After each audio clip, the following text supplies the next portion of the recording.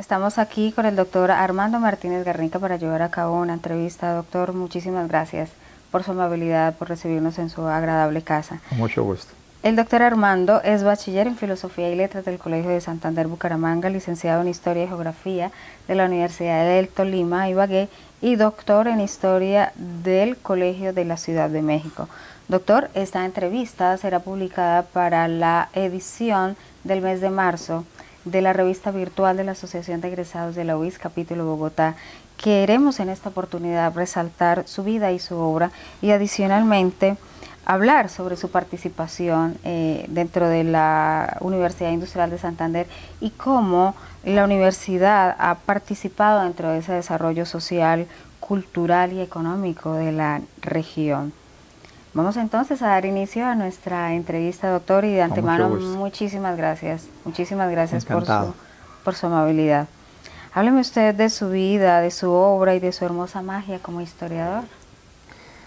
Pues yo escogí una posibilidad de existencia social, que es la posibilidad de ser historiador. Y me preparé profesionalmente hasta el máximo nivel, y lo que cotidianamente hago es investigar, dado que la historia desde los tiempos de Heródoto es una investigación que se hace sobre las diferentes fuentes que los seres humanos dejan en el mundo. Eso es lo que he hecho en los últimos 35 años y lo que seguiré haciendo hasta que la muerte llegue. Ok, mi querido doctor. Con base en eso, cuénteme qué es la historia para usted, para qué sirve y cuál es la función real de un historiador.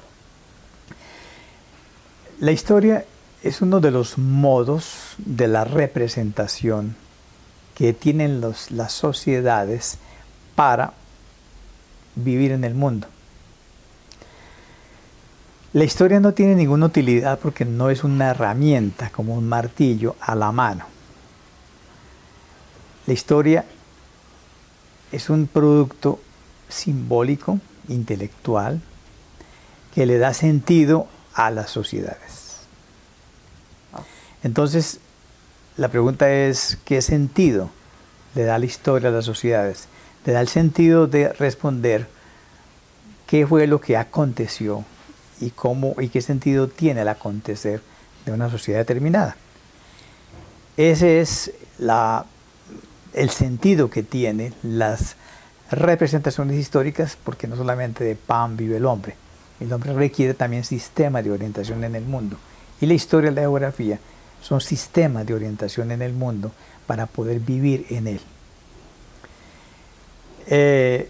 Esto es así desde los tiempos de Heródoto, siglo V a.C., cuando aparece la palabra historia, originalmente en griego, y así será por siempre. Es una representación que orienta a las sociedades en el mundo y les da sentido a lo que hacen como comunidad. Hablando de esa orientación de esa sociedad a nivel mundial, ¿cómo considera, doctor, ser un historiador en un país tercermundista? Pues los historiadores de los países muy desarrollados o muy atrasados, muy ricos o muy pobres, hacen lo mismo. Representaciones. Así lo hará el historiador de Australia, como lo hará el historiador de la India, el de Vietnam o el de Colombia. Independientemente del nivel de riqueza acumulada por una sociedad, siempre los historiadores, en cualquier lugar, están fabricando representaciones con el método propio de su ciencia y comunicándola a sus contemporáneos. Me da esto pie para hacerle la siguiente pregunta. Entonces, ¿existiría acaso una diferencia entre un historiador antiguo y un historiador moderno? No, los historiadores se dividen en dos, los buenos y los malos, independientemente de la época. Por ejemplo, nosotros consideramos que el padre de la manera moderna de hacer historia como ciencia es Leopold von Ranke, quien vivió en Alemania y escribió sus libros en la década de 1820 a 1850. Entonces, esa forma rankeana de hacer historia en Alemania en la primera mitad del siglo XIX sigue siendo la nuestra, porque básicamente el método es el mismo. Entonces, hay historias del siglo XVIII muy bien hechas y hay historias del siglo XXI muy mal hechas. Entonces lo que diferencia una historia de otra no es tanto el tiempo, sino la manera como se hizo, el método que se empleó y sobre todo la cantidad de fuentes que los historiadores tuvieron a su disposición en cada momento histórico dado. Ok, perfecto. Y aquí cabría de pronto pensar aquella expresión que decimos, pueblo que ignora su historia está condenado a repetirla. Lo que pasa es que esa frase que se le atribuye a Jorge Ruiz de Santayana está mal construida porque él lo que quiso decir es que el que no conoce su pasado está destinado a repetirlo. No se refería a la historia como ciencia, sino al recuerdo del pasado. Esa frase se ha interpretado mal siempre y nadie le encuentra al autor, pero básicamente se está refiriendo a la memoria, no a la historia.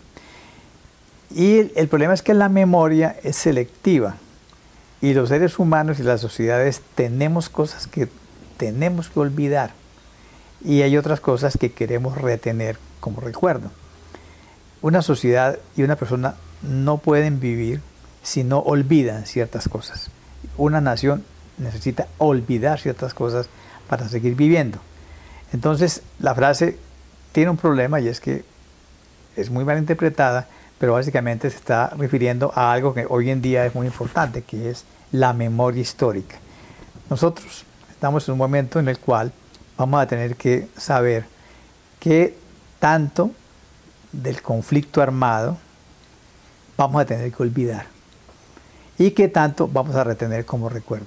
Pero eso, cada sociedad hace el balance, porque nadie puede vivir con el recuerdo de todo lo que ha acontecido o no sobreviviría. Sin lugar a dudas, sí señor, cómo no. Ahora bien, vayámonos ya al área muy de docente e investigador. Tú has participado en el crecimiento de aquellos estudiantes, transmitiendo emociones, pasiones y haciendo de ellos personas que trascienden. ¿Cómo califica o cómo ves desde tu óptica como docente de la Universidad Industrial de Santander esas nuevas generaciones de estudiantes de historia? Bueno, en las últimas 3 décadas, la Escuela de Historia de la Universidad Industrial de Santander ha formado una generación nueva de historiadores profesionales que se comportan de una manera científica, es decir, usando métodos científicos y haciendo de eso una profesión.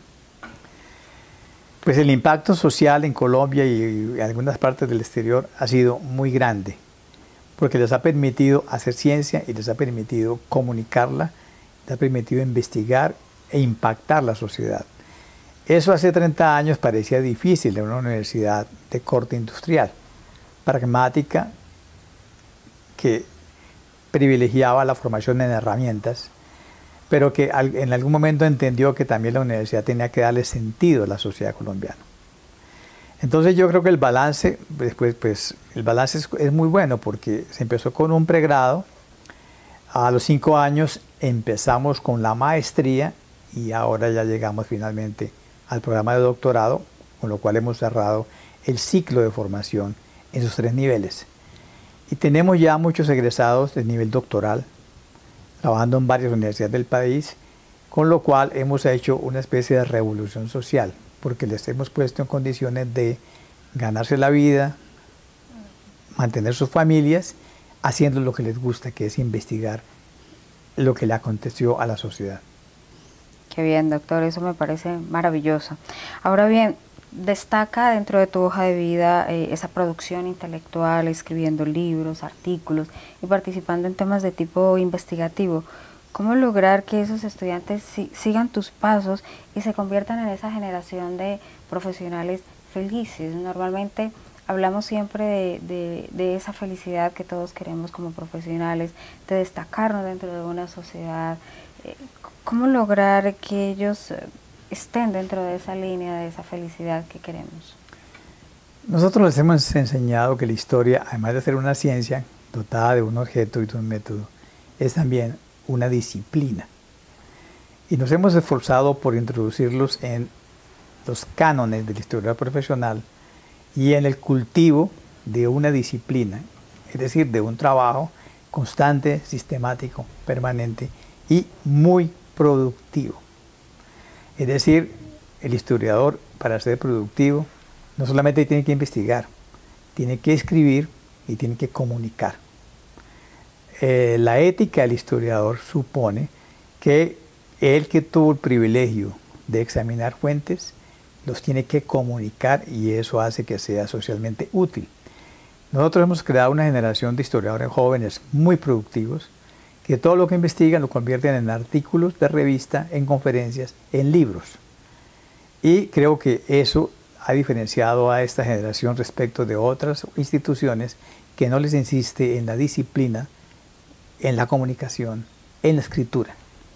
Y creo que tenemos una escuela muy productiva en revistas y en libros.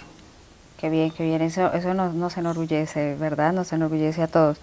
Y hablando de esas experiencias significativas y aquellos recuerdos gratos, ¿sientes nostalgia después de tantos años de labores en la Universidad Industrial de Santander? No, porque yo no he parado mi trabajo de investigador. Y aunque ya no voy a un salón a reunirme con ellos para darles clase, sigo con ellos en contacto como director de sus investigaciones y como consultor. Entonces, permanentemente estoy en contacto con los egresados, con los estudiantes, para resolver consultas, para orientar tesis, para disipar dudas, y además yo sigo investigando. No tengo tiempo de tener nostalgia porque yo no me he ido de la disciplina y creo que no me voy a ir. Lo único es simplemente que dejé de hacer la función de docencia masiva, pero la función investigadora y comunicadora y el escritor no para. Así que yo, además, no soy un hombre de nostalgias, porque yo soy optimista y pienso que lo que viene será mejor. Cada vez mejor. Cada vez mejor. No tengo nostalgia de lo que aconteció, porque vengo de un mundo muy pobre, como era Colombia en los años 50, y he visto el salto adelante que dio este país. Perfecto, maravilloso, doctor. Hablemos ahora un poquitín acerca de la participación de la UIS en el desarrollo social, cultural y económico de la región. Para ello quisiera que nos contara, por favor, qué es lo más relevante o lo que debemos recordar sobre la presencia de la Universidad Industrial de Santander como punto de referencia de un claustro destacado en la creación del conocimiento de la región.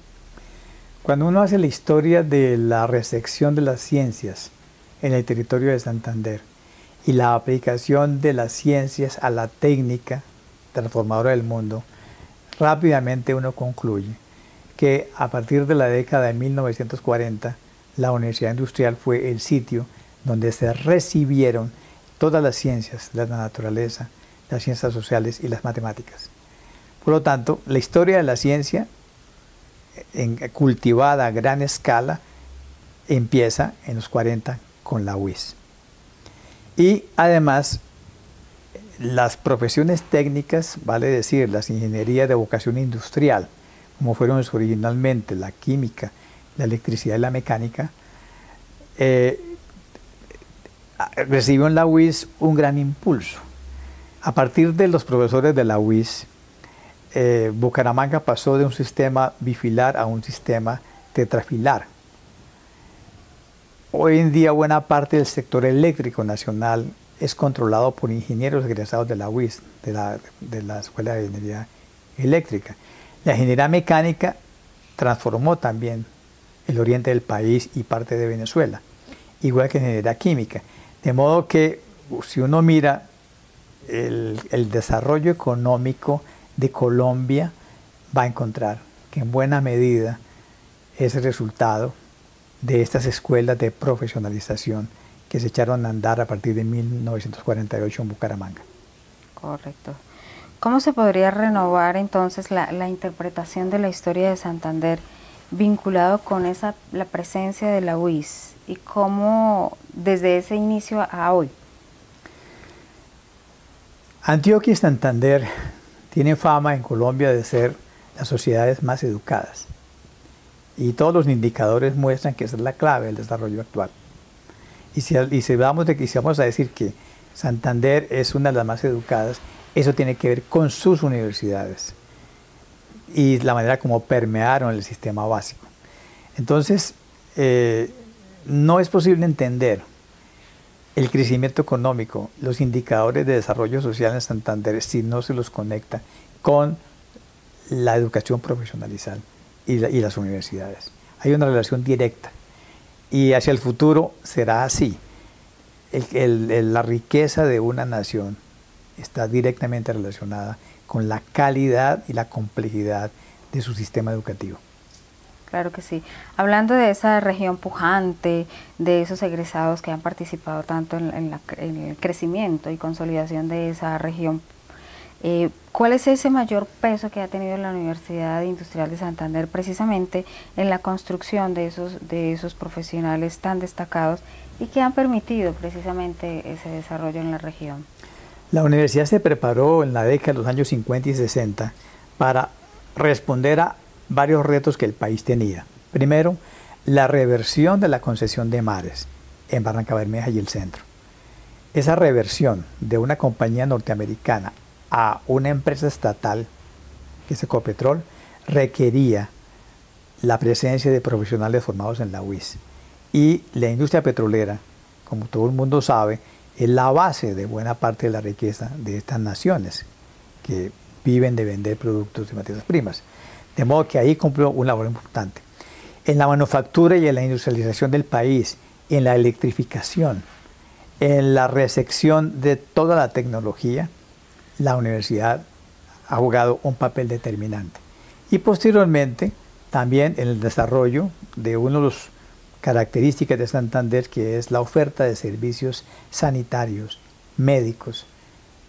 Eso no se explica sin las universidades que formaron los profesionales para atender los servicios de salud, que es una de las claves del crecimiento de Santander. Y ya para concluir, ¿cómo los jóvenes de la Universidad Industrial de Santander pueden reescribir la historia? Bueno, se dice que cada generación reescribe la historia. ¿Por qué? Porque se hacen preguntas nuevas y porque se puede acceder a fuentes que antes no estaban disponibles. Entonces, mi generación reescribió buena parte de la historia de Colombia porque tuvimos acceso a unas fuentes que antes no se conocían y estaban disponibles. Y nos hicimos unas preguntas, que es las preguntas que se hicieron en la década de 1960 y que se respondieron o bien con la ciencia o bien con las armas. La historia demostró que la mejor respuesta es la que se da con la ciencia. Y se demostró el fracaso y el daño que hace responder con las armas. Detrás de nosotros viene una nueva generación que probablemente va a encontrar un país sin guerrillas, ojalá sea así, con lo cual tendrán otros retos y tendrán una mayor demanda de indicadores de satisfacción social. Por lo tanto, esa nueva generación que viene detrás de nosotros será más exigente de su calidad de vida, de la calidad de los servicios, y eso hará que ellos, con esas preguntas, busquen nuevas fuentes y cuenten nuevas historias de una manera profesional. Así es, doctor. Doctor Armando, no sabe cuánto le agradezco su tiempo, su amabilidad y su entrevista. La verdad estamos muy complacidos, muchísimas gracias, muy amable. Encantado. Un placer inmenso, muchísimas gracias.